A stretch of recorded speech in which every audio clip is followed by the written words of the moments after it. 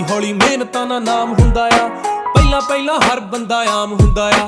ਦੁਨੀਆਦਾਰੀ ਚੋਂ ਜੋ ਤਰਾਸ਼ ਬਣਦੇ, ਆਪਣੇ ਤੇ ਰੱਖ ਵਿਸ਼ਵਾਸ ਬਣਦੇ ਹੋਏ। ਆਮ ਜਿਹੇ ਮੁੰਡੇ ਵੀ ਨੇ ਖਾਸ ਬਣਦੇ, ਆਮ ਜਿਹੇ ਮੁੰਡੇ ਵੀ ਨੇ ਖਾਸ ਬਣਦੇ ਹੋ। ਆਮ ਜਿਹੇ ਮੁੰਡੇ ਵੀ ਨੇ।